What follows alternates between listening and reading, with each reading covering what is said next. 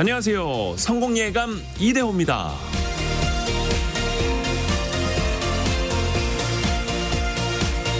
인간은 누구나 나의 감정과 상황에 지배를 받습니다. 기분이 좋지 않은 날에는 무엇을 하건 누구를 만나건 그게 표정과 행동으로 드러날 수 있죠. 집안에 좋지 않은 일이 있을 때 직장까지 그 기분이 이어지는 경우도 있고요. 그럼에도 우리는 하루하루를 또 열심히 살아가야 합니다. 때로는 나의 상황을 숨기고 다른 이의 상황을 알아채지 못한 채 말이죠. 스코틀랜드 목사 존 왓슨의 말을 들으니 고개가 더욱 넘겨집니다. 만나는 사람마다 친절하게 대하라. 당신이 만나는 사람들은 모두 전쟁을 치르는 이들이다. 그들은 육체적 고통을 느끼며 마음의 고통을 겪고 있다. 당신이 그들에게 가까이 갈수록 그들이 짊어진 짐을 발견하고 신음소리를 듣게 될 것이다. 저마다의 전쟁을 치르며 사는 사람들, 우리가 모든 사람에게 친절해야 하는 이유입니다. 성공예감 이대호입니다. 시작합니다.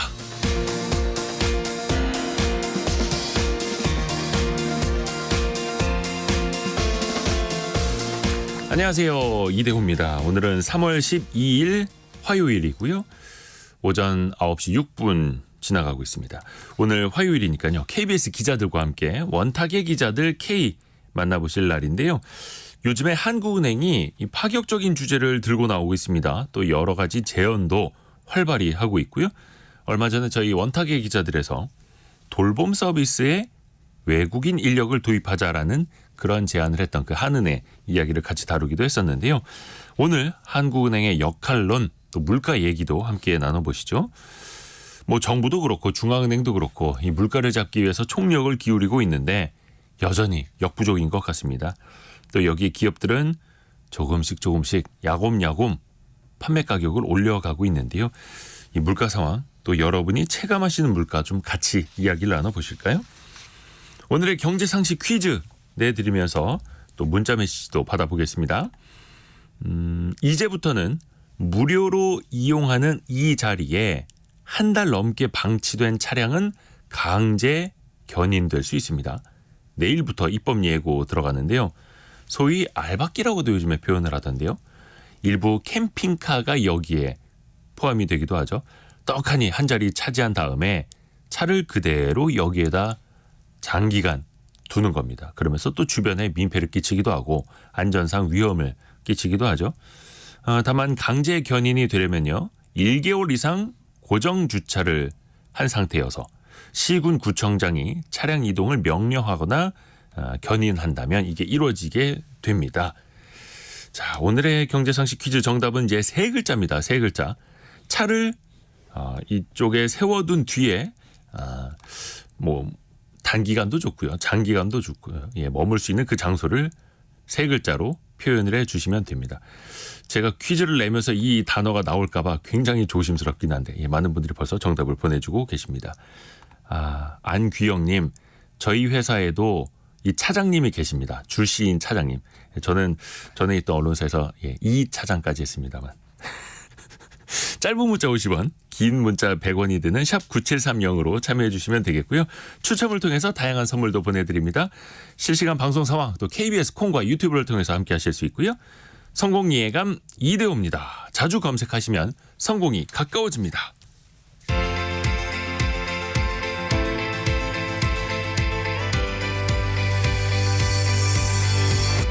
KBS 1라디오 성공예감 이대호입니다.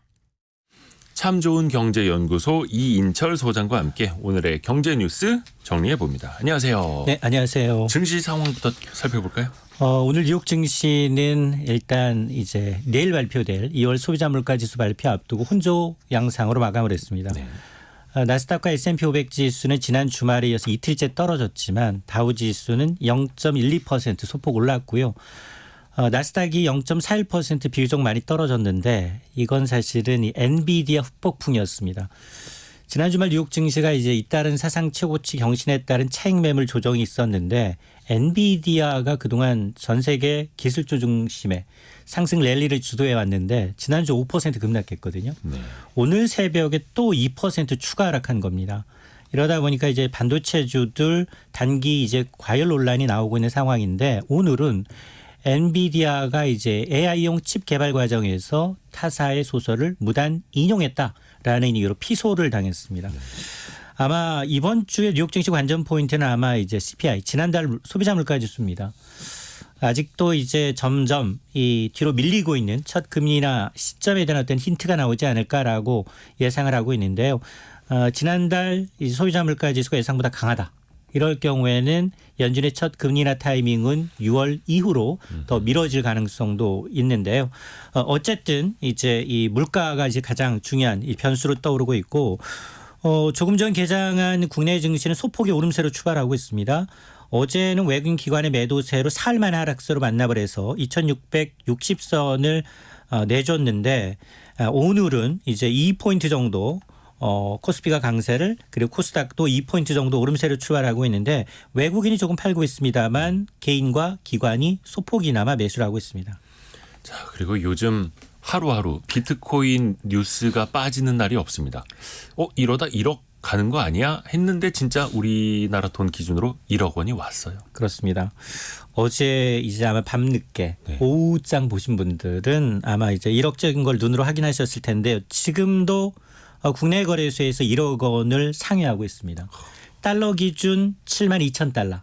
원화 기준 말로만 이제 상상했던 그 가격 1억 원을 돌파를 한 겁니다. 아마 2017년이었을 거예요. 당시 11월에 1,000만 원 돌파했거든요. 그러니까 지금 6년 만에 10배가 올랐습니다. 네.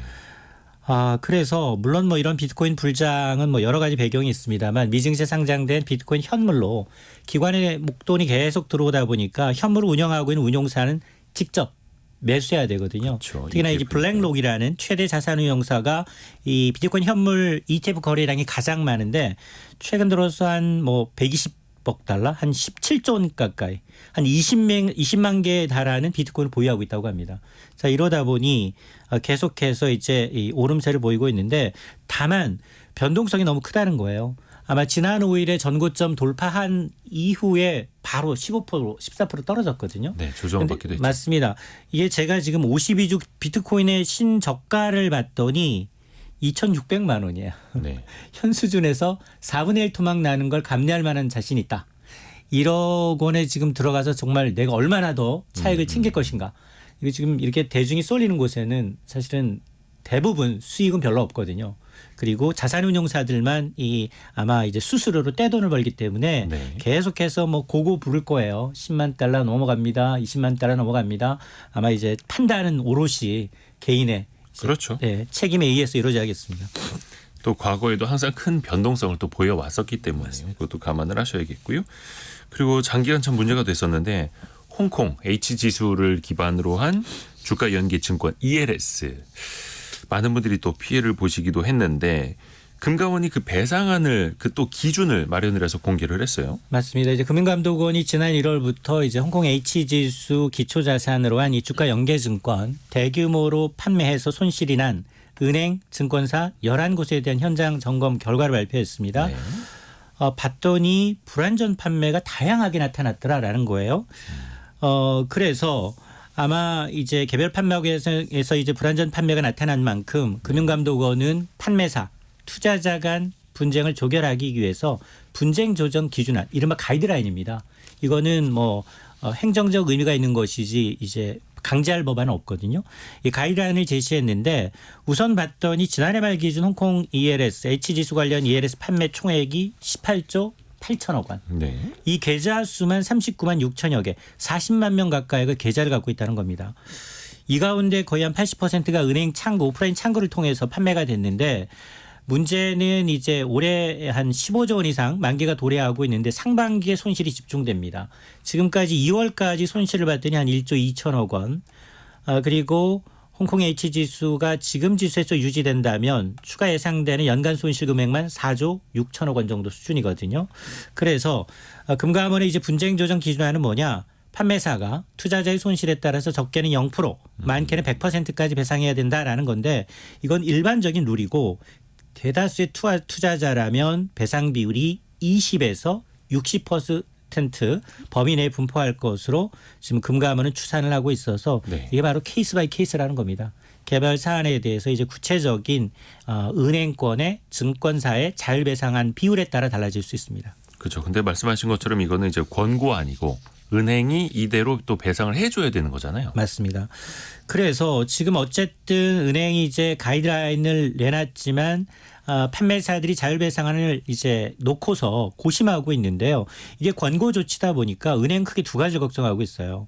야, 이게 올해 최대한 6조 가까이 손실인데 이 가운데 20에서 60%를 배상하라라는 권고이기 때문에 과연 은행별로 이 총 배상 규모가 어느 정도인지 이 산정하기 위한 작업에 돌입을 했고요.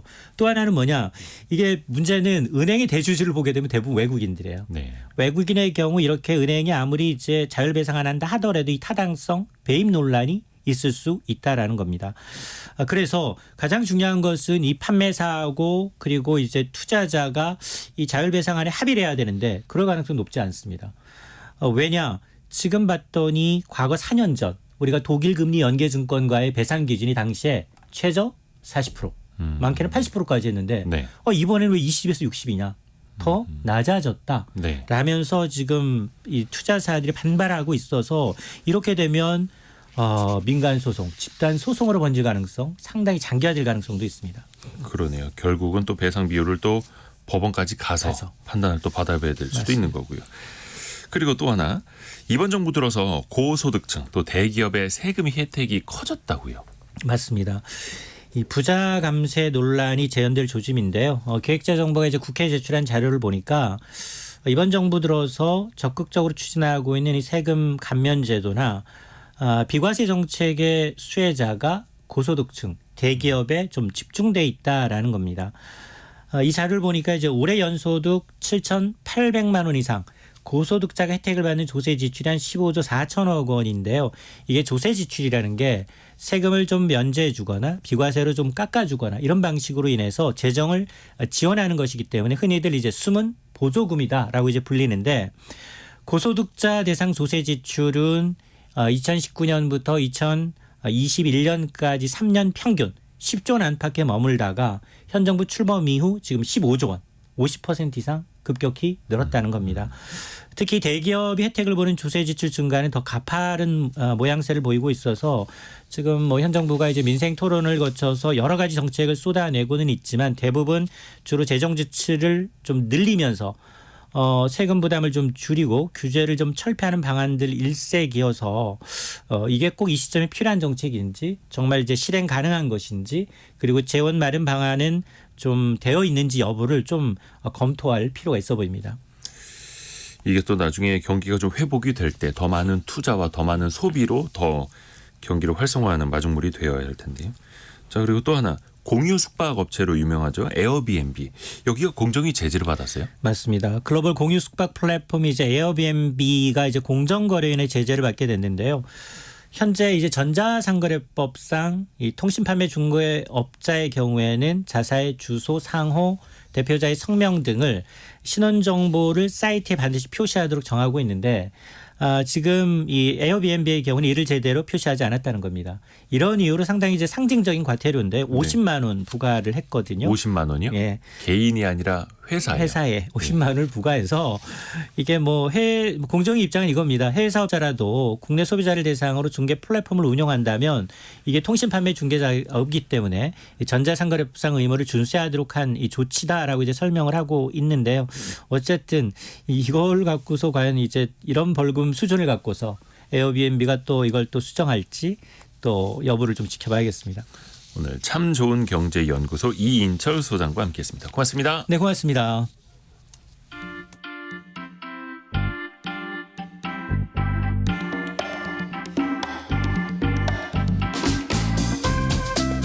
지금 여러분께서는 KBS 일라디오 성공예감 이대호입니다를 듣고 계십니다.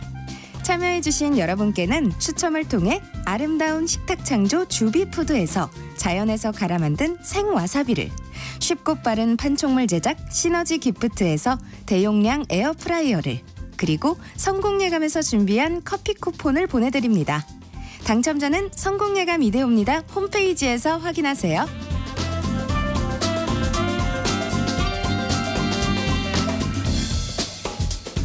원탁의 기자들 K를 만나보는 시간. 자, KBS 서영민, 김준범, 그리고 오늘 처음 함께하는 강나루 기자까지 같이 인사하시죠. 안녕하세요. 안녕하세요.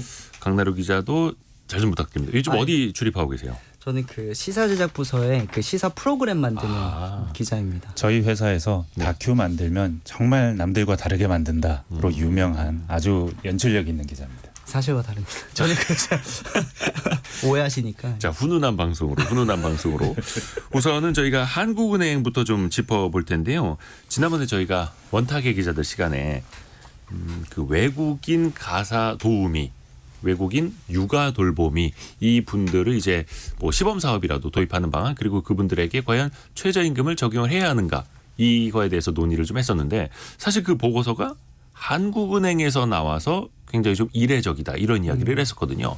그뿐만 아니라 한국은행에서 최근에 좀 이례적인 보고서, 이례적인 발표들을 좀 많이 하고 있다고요. 네, 오늘 저도 첫 출연이라서 네. 어제 이제 한국은행 이제 나왔던 보고서들을 좀 보고 보니까 이제 그 기자님도 얘기하셨던 이제 지난주에 사실 얘기가 됐죠. 네. 그 돌봄 서비스 인력난이 심한데 이제 그걸 해소하기 위해서 어떻게 해야 되느냐 그 제언을 담은 보고서를 이제 한국은행이 이제 내서 이제 많이 주목을 받았었죠. 네. 근데 이제 저는 이제 예전에 노동을 출입한 적이 있어서 사실 이 외국인 가사도우미 정책이 이제 나올 때부터 사실 노동계에서는 이제 많이 반발을 했던 사실 이슈였었거든요. 그러니까 사실은 이제 인력난이 심하다는 거 이제 저희 모두가 이제 알고 있고, 그러면 이제 외국인들을 이제 국내에 들여와서 일을 시킬 때 그럼 최저임금을 적용하지 않는 게 과연 맞는 것이냐 했을 때 노동계에서는 이제 크게 두 가지로 이제 그 외국인이라고 해서 이제 임금에 차등을 두면 안 된다. 그리고 이제 그 돌봄을 할 때 이제 돌봄이라는 노동의 가치가 이제 엄청 낮게 평가될 수가 있기 때문에 이건 위험할 수 있다. 이렇게 해서 노동계에서 이제 반발했던 이슈고, 실제로 이제 오늘 한 오전 10시쯤에 양대노총에서 이제 공동으로 기자회견까지 한다고 해요. 한은 앞에서. 네. 그러니까 이제 한은에서 이제 이런 보고서를 내는 게 맞냐라고 했을 때 이제 아무래도 이제 노동계에서 이런 큰 반발이 일어나고 하면 자꾸 이제 사람들이 한은의 이제 본래 취지에 맞지 않는 이제 보고서를 발간하는 게 아니냐, 이제 그런 활동을 하는 게 아니냐라는 좀 우려를 살 수 있다는 점에서 좀 주목을 했습니다. 하는 이 보고서가 결이 달라졌죠, 결이. 네. 그러니까 그동안에 하는 보고서는 제 개인적인 생각은 다 좋은데 자, 그래서 어쩌자고 항상 빠져있는 보고서였어요. 어떤 구체성이. 예, 그러니까 어떤 정책 방향이라든지 주장은 완전히 거세해버리고 이렇답니다. 통계는 이렇습니다. 딱까지만 나오는 보고서가 대부분의 하는 보고서였어요. 근데 이창용 총재 취임 후에 특히 올해 들어서 아까 뭐 그 외국인 돌봄 노동자에게는 최저임금 적용하지 말자라는 주장이 담겼고요. 또 최근에도 나온 게 뭐 이건 보고서는 아니고 이제 내부 기고문이긴 하지만 자녀를 낳은 직원은 정년을 연장해 주자, 이런 주장을 담은 보고서에 나온다는 게 좀 결이 달라졌다. 당연히 그 주장 하나하나에 대해서는 당연히 찬반 논의가 있을 겁니다. 찬반 논의가 있겠고, 하지만 어쨌든 이런 보고서를 한은이 냈다고? 네. 이게 이제 지금의 그렇죠. 논쟁 포인트인 거고, 한은이 의도적으로 그렇게 하고 있는 것 같습니다. 실제로 이창용 총재가 이제 다음 달이면 이제 취임 딱 2년이 되는데 네. 취임사에 그렇게 나와요. 사실 한국은행 우리가 흔히 하는 역할 뭐냐? 돈 찍는 기관, 금리 결정하는 기관, 그러니까 멋있게 말하면은 금융 통화 정책을 총괄하는 이제 기관인데, 네. 그것도 해야 하지만 국내 최고의 싱크탱크가 되자라고 취임사에 나와요. 그리고 취임사의 발언을 실제로 실천하고 있다. 그러니까 논쟁을 던지는 이슈 파이터 역할을 하고 있다라고 보입니다. 네. 굉장히 많은 보고서가 화제가 됐어요. 뭐 수도권 집중 비판 보고서, 저희 시사기획 창에서도 관련된 아이템이 준비되고 있는데, 특히 기자들이 네. 보고 공부하기에 되게 좋은 것들이 많긴 합니다. 네, 예. 뭐 그 외에도 뭐 외국인 간병인 관련 얘기도 있고요. 지금 이창용 한은 총재가 직접 주문했다는 교육 개혁 연구도 네. 진행되고 있습니다. 재밌죠. 한국은행이 사실은 금리 결정, 제가 한국은행을 꽤 오래 출입했는데 네. 한국은행 관련 뉴스는 거의 오직 금리와 돈과 성장률, 거의 뭐 한 요 정도 수준 안에 머물러 있고 실제로 한국은행이 결정하거나 그 정책 결정 과정에서 가장 중요한 역할을 담당하는 건 요 정도입니다. 사실 한국은행은 기재부도 아니고 교육부도 아니고 뭐 인적자원개발부 뭐 이런 것도 아니거든요. 근데 왜 이렇게 계속 하느냐? 아무래도 싱크탱크가 되고 싶다라는 이야기는 한국은행의 존재감이 필요하다. 한국은행이 무언가 의견을 제시했을 때 사회가 경청할 수 있는 분위기를 조성해 보겠다. 뭐 이런 종류의 의지와 분명히 관계가 있는 것 같습니다. 그게 옳으냐 그르냐 아니면 요 얘기는 조금 더 해볼 뭐 가치는 있는 것 같고요. 그러게요. 한국은행 하면은 통화 정책 정말로 이제 거시 정책을 하는 곳으로 알고 있는데 지금 여러 가지 뭐 나오고 있는 뭐 노동개혁 문제라든지 외국인 돌봄, 뭐 외국인 인력 어떻게 활용할 건지 이런 것들을 어떻게 보면 이제 미시 정책으로도 볼 수 있는데 이것 하나하나 한국은행이 지금 스터디를 하고 있다. 그리고 그거를 굉장히 뚜렷한 방향성을 가지고 또 발표를 하고 있다. 이게 굉장히 과거에는 볼 수 없었던 그런 흐름이었던 거죠. 제가 경제학과를 나왔기 때문에 저희 과 사람들 중에 학계로 진출하거나 아니면 뭐 관계로 진출하거나 뭐 고시를 보거나 아니면 이런 종류의 시험을 준비한 사람들이 있는데 고시를 보는 사람들을 제외하고 그 뭐 금융권 공공기관 그룹에 지원하는 사람 중에 가장 우수한 사람들이 한국은행에 갑니다. 근데 문제는 같습니다. 같습니다. 과거형이네. 지금 아니랍니다. 근데 가장 우수한 사람들이 한국은행에 갔는데 근데 이 사람들이 한국은행에 갔을 때는 한국은행이 약간 보수적인 조직 그리고 대외적으로 일관된 목소리만 내는 조직, 개별적인 목소리를 내지 않는 조직으로 많이 자리매김해 왔기 때문에 튀면 안 되고. 네, 그 말인즉슨 존재감이 없다는 얘기입니다. 그러니까 이제 한국은행 다닌다고는 하는데 정확히 무슨 일을 하는지는 주변에서 잘 모르는. 네네네. 말하면 설명하기 어렵고 조사국이라고 아시나요? 하면 조사하는 데군요 하고 지나가는 거죠. 그러니까 과거에도 저도 이제 한국은행을 한 2년 정도 출입을 했었는데 한국은행은 이제 캐비넷 기관이라는 말이 있었어요. 어떤 정책 보고서 써갖고 이제 올라가면은 윗단에서 그래 하고 이제 서랍에 넣어놓는다. 그러니까 그게 그 이창용 총재의 취임사에 정확히 나와요. 그러니까 네. 우리가 여기서 말하는 우리, 그러니까 한국은행이 치열하게 고민하고 논의한 연구 성과를 책상 서랍 안에만 넣어두지 말자라고 해요. 그러면서 지금 다 오픈하고 있는 거거든요. 그쵸. 뭐 이걸 뭐 좋게 볼 수도 있고 나쁘게 볼 수도 있지만 저는 개인적으로는 좋게 보는데 왜 좋게 보냐면 우리나라가 언젠가부터 어떤 정부 혹은 공공 정책에 어떤 기획 플랜 뭔가 뭐 화두를 던지는 기능이 사라진 것 같아요. 예전에는 경제기획원이라는 곳이 있었고요. 거기서 뭐 경제개발 5개년 계획 예전 경제시대 때 그런 걸 세웠었고 한국개발연구원 KDI가 여러 가지 정책적 보고서들을 많이 냈는데 네.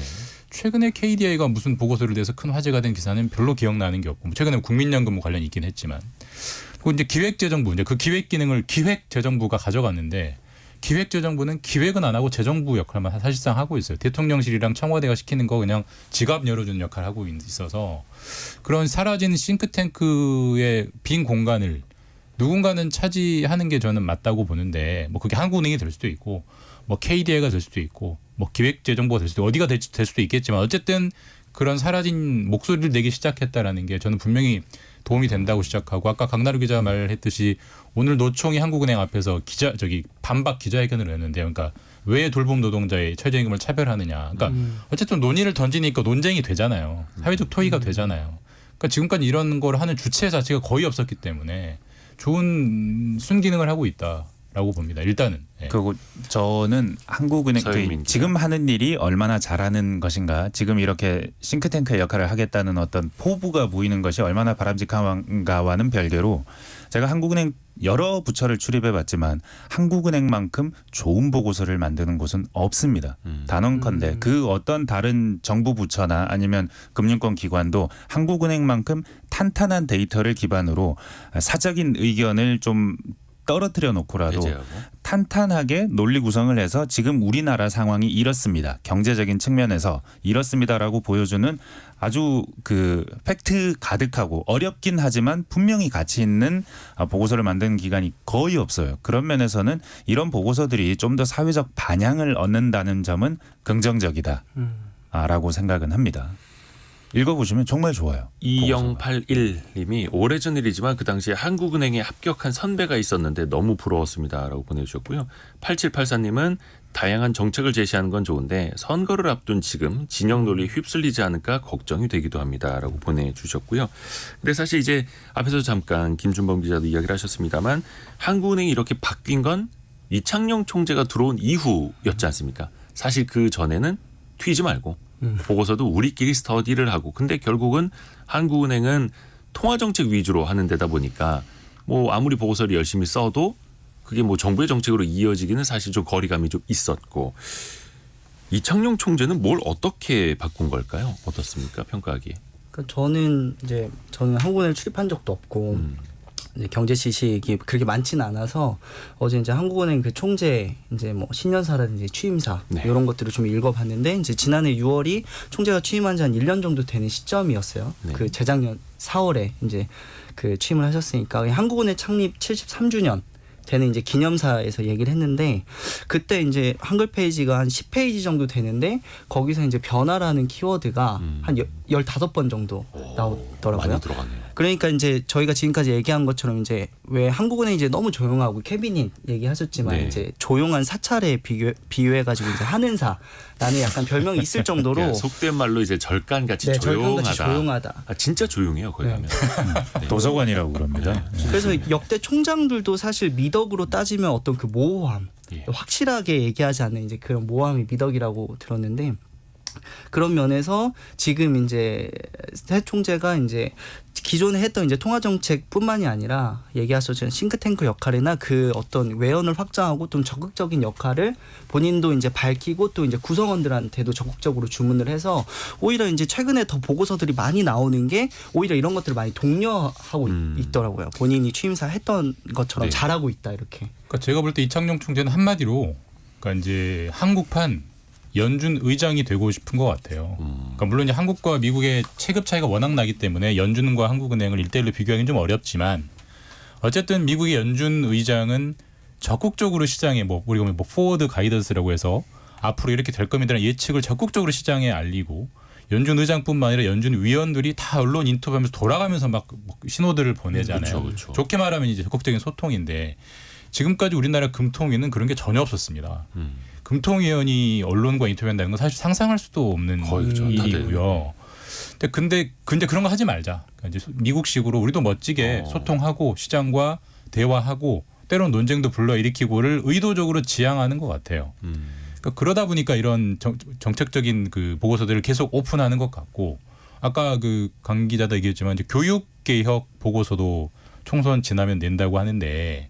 그게 뭐 단순히 우리나라가 사교육비가 비싸다 뭐 이런 수준의 보고서는 아닌 것 같아요. 뭐 근본적으로 뜯어고치자 뭐 이런 보고서들을 내려고 하는 것 같은데 그 자체는 어쨌든 정말 한국은행이 본연의 위상을 찾고 한국은행 발 뉴스가 많이 생산되게 하려고 하는 거를 의도적으로 지향하고 있는 총재다. 저는 그렇게 평가합니다. 네. 사실은 이창용 총재가 한국은행 오기 전에 한참 전에는 금융위 부위원장을 했었고 차관급 정부 관료를 했었고 그 직전엔 IMF 아태국장, 아시아태평양 국장을 했습니다. 네. 그때 주로 한 일이 이코노미스트로 한국과 아시아 경제에 대해서 계속 글을 쓰는 일이었어요. 네. 그래서 그 경험이 있어서 이게 가치 있는 일이다라고 생각하는 것 같습니다. 그리고 또 하나가 지금 한국은행은 통화 정책을 결정을 하는 곳인데 재정 정책과 다른 이제 미시 정책을 하는 정부, 뭐 부처에 대해서도 뭐 쓴소리도 하고 조언도 하고 여러 가지를 합니다. 근데 이거를 반대로 뒤집어서 보면 재정 정책 펼치고 미시 정책을 하는 정부에서 통화 정책에 대해서 계속 보고서 내고 만약에 말을 한다면 이거는 사회적으로 조금 논란이 되지 않을까? 뒤집어서 생각을 해보면 이 문제는 혹시 어떻게 생각하세요? 최근에 특히 이제 뭐 F4라고 해서 금융 관련된 기관장들이 또 모임도 좀 종종 하지 않습니까? 그러니까 제가 취임사 이제 봤다고 말씀드렸는데 거기도 보면 그러니까 외부와의 소통의 울타리를 넘어서야 한다 이렇게 하는데 그 외부가 뭐냐? 그러니까 단순히 민간 영역뿐만이 아니라 정부도 여기다 해당한다고 이제 총재가 밝히고 있습니다. 그러니까 그 취임사에서도 보면 스스로 독립성의 우려의 시각이 있다는 걸 알고 있다. 하지만 만약에 독립성이 저해된다고 본인은 이제 그렇게 저해하지 않는다고 한다고 밝히고 네. 이제 건설적 대화가 반드시 필요하다. 이제 뭐 소통하는 게 뭐가 문제냐. 서로 이제 건설적으로 얘기하면 오히려 그 시너지를 더 살릴 수 있다. 이제 이런 취지인 건데 이제 다만 이제 그런 우려는 있는 것 같아요. 만약에 이제 정부의 이해관계랑 한은의 독립성이 만약에 충돌할 경우 그 딜레마를 어떻게 극복할 것이냐.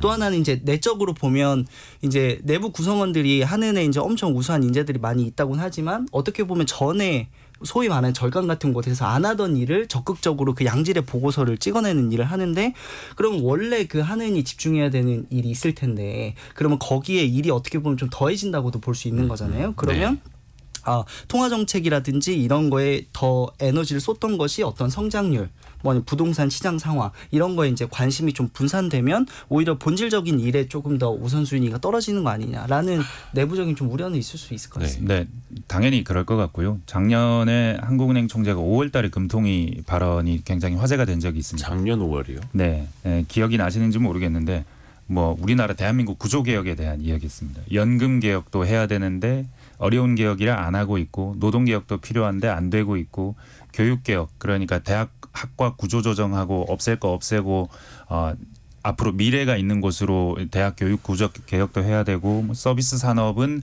발전시키기 위해서는 예전부터 국회에 계류돼 있는 아니면 정부가 추진하는 발전법을 통과시켜야 되고 경제부총리 같은 얘기를 했어요. 그렇죠. 네, 근데 이 모든 얘기들이 사실은 이창용 총재 관심사가 무엇인지 보여줍니다. 한국이 저성장 국면에 갇혀 있다. 앞으로 우리 이 저성장 국면을 극복하려면 어떻게 해야 되냐. 이때 연금 문제 더 심각해지면 안 된다. 뭐 노동 문제, 교육 문제, 서비스 문제 이런 문제를 다 건드리고 있는 거예요. 네. 근데 사실은 이게 어쩌면 이 총재의 개인적인 관심 혹은 학자로서의 어떤 견해가 한국은행이라는 기관과 기관 정체성과 확실히 맞는가 하는 생각도 한번 해볼 필요는 있습니다. 이런다고 해서 기재부가 한국은행의 보고서에 관심을 가져주는 건 아니거든요. 정부가 반대로 한국은행의 영향을 받을 가능성은 별로 없거든요. 반대로 한국은행의 경우에는 금융정책에 있어서 통화정책에 있어서 충분히 독립적이고 정부의 영향을 받지 않고 있는가. 그러니까 본업은 잘하고 있는가. 네. 이런 말 하는 거 좋고 우리나라 구조개혁 생각하는 거 좋은데 본업을 잘하는가. 금리 올려야 될 때 충분히 올렸는가 하는 문제를 이렇게 사람들이 질문을 해보면 거기에 대해서는 또 답하기 힘듭니다. 독립적으로 물가가 올라갈 때 아니면 부동산 가격이 올라갈 때 충분히 금리를 올렸었는가. 충분히 안 올렸거든요. 미국 금리 수준 생각하면 격차 생각하면 올려야 되는 만큼도 안 올렸거든요. 그러니까 한국은행이 충분히 본업은 했는가. 그리고 부업을 잘하는 것인가. 이 측면에서 따져볼 구멍도 있다고는 생각합니다. 약간 부업은 잘하는데 본업에서 좀 구멍이 나고 있다. 사실 최근에 또 물가가 뭐 3%대까지 소비자 물가지수 상승이 다시 또 튀기는 했습니다만 뭐 잠시 후에도 물가 얘기를 해야 할 텐데 사실 한국은행의 본업은 첫째도 물가. 그죠. 물론 이제 둘째는 고용 뭐 이렇게 말씀하시는 분들도 있습니다만 물가가 가장 중요하긴 합니다. 또 조금 후에는 이창용 총재의 취임 2주년이 되는데 성적표를 종합적으로 마지막으로 한번 정리를 좀 해볼까요?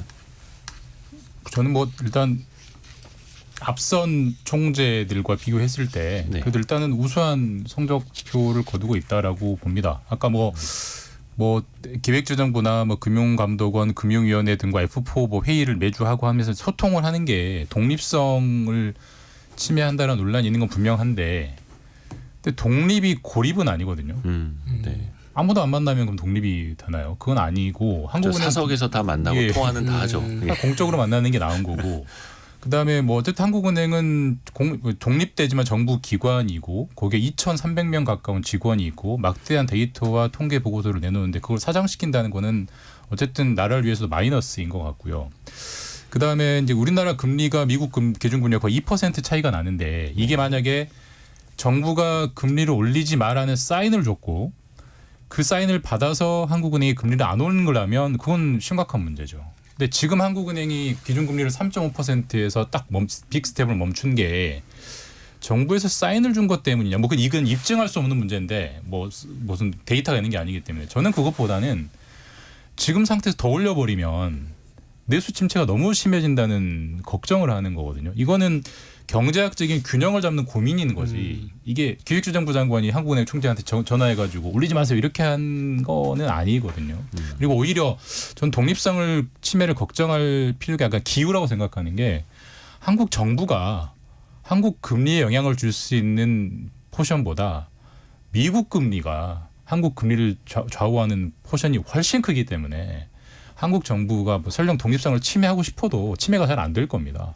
네, 저는 그렇게 생각합니다. 네. 일단 그 이창용 총재의 별명 뭔지 아시죠? 창드래곤이라고. 우리나라 3대 드래곤이 있는데 제드래곤, 창드래곤. 지드래곤, 삼성의 제드래곤, 그리고 한은의 창드래곤. 처음 들었습니다. 일단 시장에서는 소통을 또 많이 하시고 또 시장에 어떤 예측 가능성을 주었다라는 측면에서 그 전임 뭐 다른 총재들과는 좀 다르다. 많이 이제 다른 이제 세대가 달라진 것 같다라는 이제 평가도 받고 있는데 물가도 좀 잘 잡으시고 정책도 좀 잘 뭐라 해야 될까 이게 정책을 펼친다라고 하기에는 또 표현이 맞질 않는 것 같아 또 고민이 되기는 합니다. 가장 합리적인 정책을 잘 해주시길. 그 정도로 또 마무리를 하고 두 번째 이슈로 넘어가겠습니다. 경제상식 퀴즈 한 번 더 내드리고 두 번째 이슈로 넘어갈게요. 이 자리를 두고 참 갈등 겪는 분들 많습니다. 통계청 자료를 보니까요. 전국의 시도별 이것 확보율이 107%입니다. 그러니까 차량 한 대당 이것 한 면이 통계상으로는 확보가 돼 있다라는 건데요. 근데 현실은 그렇진 않죠. 한 집에 차량 2대 이상 있는 곳도 있고 또 시간대별로 장소별로 또 이게 몰리기도 하면서 참 이게 고통을 겪기도 하는데요. 특히 차량들은 더 점점 더 옆으로 커지고 있는데 이 면은 면적이 또 예전 그대로여서 많은 분들에게 또 불편을 겪게 하기도 합니다. 또 일부 지자체에서는요. 빈집을 허물어서 이거를 만들자, 더 많이 만들자라는 또 계획도 세우고 있다고 합니다. 자, 오늘의 경제상식 퀴즈 정답은 세 글자. 세 글자로 보내주시면 됩니다. 이 중에 두 분이 그 부장은 아니고 차장 직급 아니시던가요? 네. 여기까지. 여러분의 그 생각하시는 허를 찔렸습니다. 정답은 이제 짧은 문자 50원, 긴 문자 100원이 드는 샵 9730이나 아니면 비용이 들지 않는 KBS 콩으로 올려주셔도 좋습니다. 오늘의 움직임에 주목하고 세상의 흐름을 놓치지 않습니다. 여러분의 내일을 응원하며 성공의 열쇠를 함께 찾아갑니다. 성공예감 이대호입니다.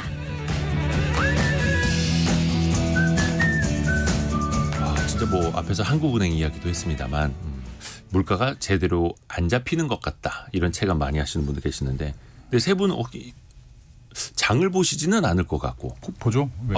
직접 장 안 보세요? 죄송합니다. 이거 다 들켜버렸네요. 반격당했어요. 사과드리겠습니다. 아니 아이가 셋이나 있는 집에 계시는데 관심이 없으시군요. 죄송합니다.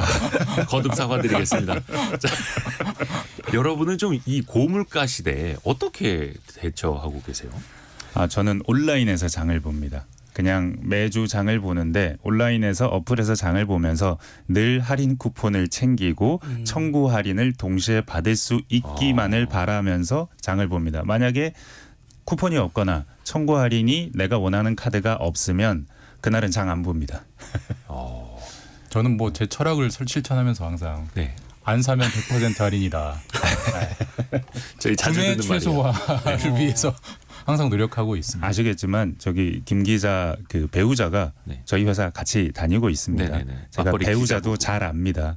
저 철학을 그렇게 좋아하지는 않습니다. 근데 제가 이제 너무 안 써서. 요즘 제일 비싼 게 과일 중에 사과잖아요. 어우 예 요즘에 금사과라고. 제가 이제 저희 애들이 좀 어린데 제가 어릴 때 아침에 사과 한 쪽만 먹으면 평생이 건강하다라고 제가 주입을 시켜놨어요. 그래서 애들이 항상 사과를 먹는데 제가 요즘은 다른 과일 먹자라고 좀 유도를 하고 이런 순간이 올 줄 예상 못하시고 바나나 먹자. 네, 뭐 바나나, 뭐 귤, 요즘 오렌지 이런 게 더 싸니까. 그때는 아빠가 예. 잘못 알았다 이렇게. 요즘 사과의 가격이 너무 충격적이어서. 네. 아니 저는 네. 가을 지나고 겨울 되고 이제 사과 인기가 없으면 좀 괜찮아질 줄 알았어요. 근데 제가 보는 장을 보는 마트에서는 작년에도 한 1.8kg, 2점 몇 kg 이 정도가 늘 3만 원 언저리에서 왔다 갔다 하더라고요. 2만 원에서 3만 원 넘게. 근데 사실은 이게 재작년만 보면 10,000원 안팎이었어요. 9,000원 할 때도 있고 8,000원 할 때도 있던 사과가 지금은 2만 원 위에서 늘 지금 거의 한 7, 8개월째 계속 그러는 것 같아요. 그래서 못난이 사과만 샀어요. 예. 못난이 사과는 조금 싸니까. 그것도 괜찮아요. 못난이 사과도 2만 원은 합니다. 쌀 때 18,000원, 19,000원, 그것도 이제 많이 2점 몇 올라서. 킬로 기준으로. 그래서 와 이거 사과 언제 싸지나 저희 집에서도 사과를 좋아하는 사람이 있기 때문에 언제 싸지나 하다가 최근에 저희 집에 좀 좋은 일이 있어서 과일 바구니가 들어왔는데 아주 예쁜 사과가 있더라고요. 비싸네. 아껴 그래서 드셔야겠네요. 네. 아니요. 바로 먹었죠. 아끼면 띠로 갑니다. 맛있었습니다. 정말 맛있는 사과를 오랜만에 먹었는데 계속 이 사과를 먹고 싶은데 물가 때문에 못 먹는 겁니다. 2317님이 지금은 마트에서 사과 2-3개에 10,000원, 애호박은 3,600원. 그래서 과자와 냉동식품으로 끼니를 때우라고. 이제 개당 뭐 5,000원 한다. 이제 뭐 물론 마트마다 이렇게 다르겠지만 이제 그런 기사들도 좀 많이 나오고 있죠. 진짜 곽정은님도 사과가 비싸서 그나마 오렌지를 드신다고. 대체 과일을 또 많이 찾으시는 것 같습니다. 그래서. 근데 냉정하게 이제 현실은 현실인 것 같아요. 정부도 예상을 하기에 사과는 아무리 빨라도 7월 달부터나 싸진다라고 말하는데 7월부터 햇사과가 나오거든요. 그러니까 지금 물량이 워낙 부족하고 좀 이따 얘기하겠지만 사과는 수입이 안 되고 결국 수입이 잘 안 된다. 아예 안 돼요. 사과는. 네, 사과는 국내 땅에서 저 자란 것만 먹어야 되는데 7월까지는 사과가 나올 방법이 없고 구멍이 막혀 있고. 자 그러면 7월에 햇사과는 풍작이어야 되는데 풍작이어야 이 문제가 풀리는데 현재 전망으로는 흉작일 것 같다는 거예요. 날씨가 안 좋아서. 그럼 사과 싸질 구멍이 없습니다. 네. 그 벌써 결정되나요, 그게? 그러니까 예상이 되는 예상? 농촌경제연구원에서 예상을 하는 게 그렇다는 거예요. 그래서 그렇죠. 작황도 이제 날씨 보면 대략. 사과를 싫어하는 연습을 하시는 게 더 빠를 것 같습니다. 안 사면 100%. 그렇죠. 또 너무 비싸면 사실 또 수요가 위축되기도 하니까요. 중장기적으로 봐도 사실 이제 기후 이슈가 계속 저희가 있기 때문에 예. 그리고 계속 이제 재배 면적이나 이제 기후 이런 것들을 보면 사과량이 뭐 크게 이게 증가하기보다는 줄어들 확률이 높고 또 이제 농촌이 또 고령화되고 있어서 이제 농사 지으시는 분들도 줄고 그래서 재배 면적도 앞으로 많이 또 줄어든다고 하기 때문에 이게 이제 뭐 이번에만 오는 문제냐 또 그렇게 보기는 또 어려울 것 같습니다. 그렇죠. 이게 기후 위기 때문에 장기적으로 보면은 뭐 과일이 됐든 채소가 됐든 다들 이제 가격이 또 오를 수 있는 그런 환경인 거고요. 4765님은 부추 한 단이 비싼 곳에서는 9,800원입니다. 그리고 한 문장 더 덧붙여 주셨어요. 미치겠습니다. 야, 아니 그래서 일단 정부가 어찌 됐든 간에 이게 서민들이 고통을 받고 있으니까 여러 가지 정책을 이제 내놓고는 있습니다. 얼마 전에도 160억 넘는 돈을 투입해서 뭐 우리가 살 수 있는 가격을 40% 가까이 이제 할인되도록 지원하겠다라고 했는데 이게 지금 우리가 체감을 하고 있을까요? 안 되죠, 체감은. 왜 그럴까요? 왜 체감이 안 될까요? 두 가지입니다. 일단 푼돈이에요. 160억까지 아, 그래요? 또 없습니다. 되게 뭐 커 보이는데 한 전체 1조 시장으로 봤을 때 6천억을 풀면 모르겠지. 그건 또 예, 어렵고요. 근데 정부에 그런 돈은 없고요. 그다음에 정부가 이제 뭐 크게 50%까지 싸게 해주겠다라고 막 홍보는 하는데 약간의 포장과 말장난인데 50%까지 싸게 해줍니다. 다만 매주 그렇게 싸지는 품목이 달라져요. 그러니까 이번 주는 사과, 다음 주는 배. 이게 워낙 돈이 이제 적으니까 쪼개 쓰는 거거든요. 같은 사과 안에서도 품종별로도 쪼개요. 뭐 후지는 할인해주고 뭔 안 해주고. 그러니까 이게 기본적으로 정부가 쓰는 이 쿠폰 비용이 워낙 적기 때문에 체감될 수가 없고 3월달, 4월달 600억 원, 그러니까 한 달에 300억 원씩 푼다고 하는데 우리나라의 하루에 신선식품 구매량이 몇천억 원인데 300억 원 풀어가지고는 태도 안 나는 게 너무 당연한 거고요. 근데 이걸 정부를 비난할 수 있는 문제는 아니고 뭐 정부가 그걸 인위적으로 떨어뜨리는 건 시장 개입이니까요. 지금은 생산량 부족에서 나오는 문제여서 수입이 안 되는 농산물은 지속적으로 이렇게 될 수밖에 없을 것 같아요. 그러니까 우리가 식량의 위기라는 게 얼마나 심각한 건지를 정말 예고로 보여주고 있는 것 같아요. 식량에 수입이 안 되면 방법이 없습니다. 사실. 그러네요.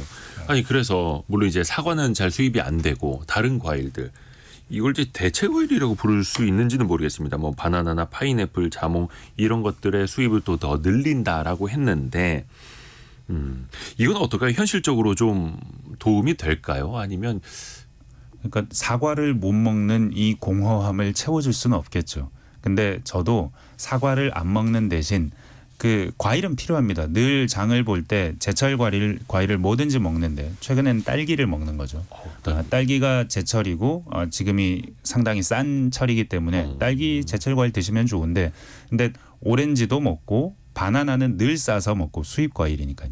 바나나는 늘 싸서 먹는데 그 약간은 대체제 성격이 있습니다. 왜냐하면 사과를 먹고 싶을 때 사과를 못 먹으면 그렇다고 해서 우유를 먹거나 뭐 돼지고기를 먹지는 않거든요. 다른 종류의 과일을 찾는데 저희는 오렌지나 딸기나 뭐 얼마 전까지는 귤은 12월 1월이 제철이었으니까 그렇게 먹는 식으로 제철 과일을 찾으면서 다른 대체제를 찾게 되고 효과가 없다고는 할 수 없습니다. 뭐 조금이라도 다른 싼 과일 있으면 그 과일 사 먹게 되죠.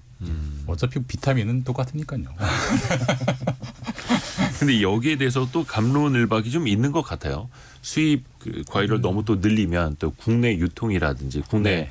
농가도 또 더 어려워지는 것 아니냐. 뭐 예를 들어서 지금 작황이 안 좋아서 사과 가격이 많이 올랐다고는 합니다만 그게 농민들의 수익으로 다 또 이어지는 것도 아니지 않습니까? 안 사 먹으니까 수익이 안 되죠. 네. 소비자들이 안 사버리니까. 또 생산량 자체가 예. 또 많은 것도 아니니까. 그리고 지금 사과가 문제라서 사과하고 있지만 2, 3년 지나면 또 얘기가 달라질지 모릅니다. 보면 그 과일이 어떤 과일이나 어떤 농산물이 비싸다. 이를테면 파프리카가 지금 굉장히 제값을 받고 팔 수 있다더라. 네. 그럼 농부들이 다 파프리카 농사를 짓고요. 아니면 뭐 사과가 작황이 안 좋고 가격이 좋아서 사과가 좋다 그러면 또 사과 출하량을 늘리려고 노력을 합니다. 그게 단기적으로는 탄력적이지 않지만 한 3년, 4년, 5년, 6년 이렇게 길게 보면 또 실제로 공급이 늘어요. 그래서 늘었다가 줄었다가 하는 과정은 있고 그 과정에서 어떤 균형점이 있긴 있을 겁니다. 그 과일 이제 부족하니까 이제 외국에서 들여오면 되는 거 아니야 이제 이렇게 생각하실 수도 있는데 네. 사실 사과 일단 그게 쉽지가 않고 김종 기자도 얘기했지만 사과 구입해서 이제 들어오면 검역할 때 저도 몰랐는데 11개 단계가 있다고 해요. 그리고 시간적으로도 한 8년 걸린다고 하고 그거는 우리나라 뭐 농작물을 수출하는 것도 마찬가지여서 예를 들어서 뉴질랜드에 우리나라 감귤을 수출하고 있는데 27년 걸렸다고 하더라고요. 그러니까 이제 그 농산물을 팔거나 사 들여오는 게 그렇게 간단한 문제가 아니고 또 하나의 축은 이게 만약에 들여오면 당연히 물량이 많아지니까 일시적으로는 가격이 내려가는 효과가 있을 수 있지만 사과나무 한 그루에 사과가 한 몇 개 정도 열리는지 혹시 아세요? 저도 기사 그것까지 통해서 생각을 안 봤는데 해봤네요. 사과나무 한 그루에 한 사과가 200개 정도 열린다고 해요. 사과 알이. 그렇구나. 근데 이제 그게 한 번에 이제 1년 만에 그렇게 열리는 게 아니라 4, 5년 정도 꾸준히 이제 나무 한 그루가 성장하면 이제 200알 정도가 열리는데 이제 문제는 이제 지금 당장 수입하면은 사과 싸졌다 이럴 수 있지만 사실 장기적 관점에서 보면 한 5년 정도 지났을 때는 그때 이제 들어와서 농가가 타격받고 그 생태계가 이제 어지럽혀진 다음에 네. 나중에 5년 정도 이제 200알을 수확할 때는 오히려 농가 상황이 더 안 좋을 수가 있다는 거죠. 그러니까 이제 단기적으로 이제 가격을 낮추는 것뿐만이 아니라 그 유통 구조를 개선한다든지 농가를 이제 어떻게 하면 자생력을 더 키워서 이제 기후 위기에 대응할 수 있게 해준다든지 이런 장기적인 안목도 좀 필요할 것 같습니다.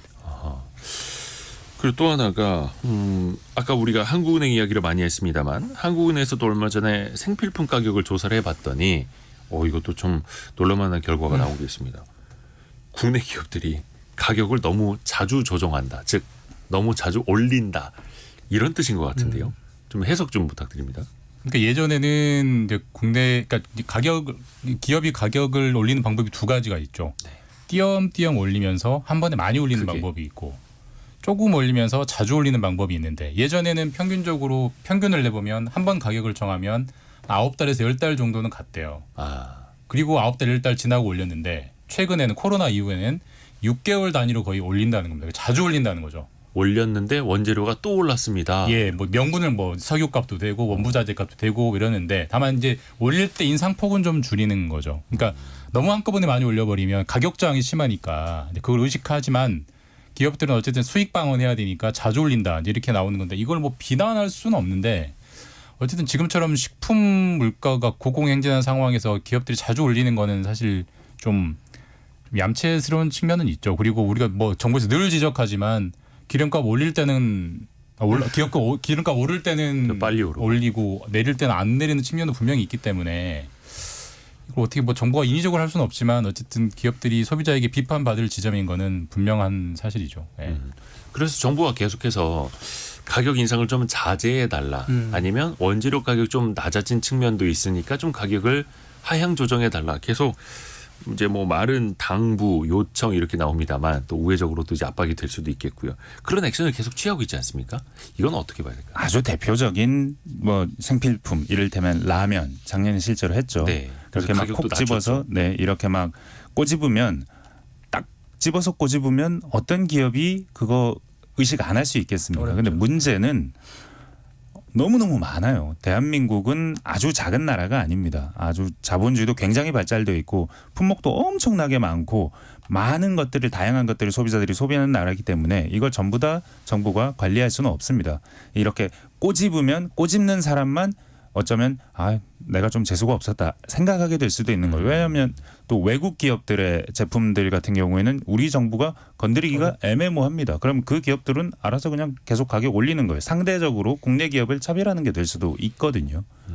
네, 그렇게 바람직하거나 아니면 시장의 균형을 조화롭게 유지시키는 정책은 아닙니다. 정부 개입이. 그런데 그럼에도 불구하고 정부는 한 번씩 보여줌으로써 가격을 높이지 마라라고 시그널을 줄 수는 있죠. 물론 그것은 분명히 시장은 왜곡되게 만듭니다. 그러게요. 그런 군기접기가 통하는 나라 그런 사이즈의 나라는 아닌 것 같고요. 작년에 서영민 기자가 말한 라면 회사를 불러서 엄청 정부가 그렇죠. 속칭 조인트를 깠거든요. 그래서 50원 내렸어요. 정말 80년대 네, 많이 50원 내렸다고. 50원 내리면 국민들이 기뻐하나요? 그리고 우리나라 식품들이 요즘 K푸드 열풍그래서 우리나라 식품 회사들이 해외 수출을 굉장히 많이 해요. 그 국부를 창출하는 측면도 있기 때문에 무조건 가격을 내리라고 하면 오히려 마이너스 되는 측면도 있고 사실은 정말 그 식품 회사들이 폭리를 취하고 있다고 정말 생각한다면 차라리 세금을 더 걷어야죠. 네. 무슨 우리 초과이익 환수하듯이 그렇게 사후적으로 정당한 방법으로 이렇게 그 어떤 초과이익을 정부 국고가 걷어들이는 게 맞는 거지. 가격 결정에 들어가가지고 얼마 내리라고 하는 거는 70년대 80년대나 하던 정책이죠. 그렇죠. 네. 또 한켠에서는 또 국민들이 물가 때문에 또 고통을 받고 있고 이게 또 대외적인 요인도 또 많이 반영이 되고 있고 당장 어떤 뾰족한 수는 나오지 않고 그래서 이제 종합적으로 우리가 또 생각을 해봐야 되니까요. 자, 오늘 원탁의 기자들 KBS 김준범, 서영민, 강나루 기자 함께했습니다. 다음 주에 또 뵐게요. 고맙습니다. 감사합니다. 자, 1부 여기서 마치고요. 2부에서는 외국인 관광객이 최근에 다시 또 늘고 있는데 과연 어느 쪽이 많은 수혜를 보고 있는지 그리고 자영업 하시는 분들은 이 외국인 관광객 어떻게 맞이할 준비를 하면 좋을지 신상권 지도 살펴보겠습니다. 잠시 뉴스 들으시고요. 10시 5분에 금방 돌아오겠습니다.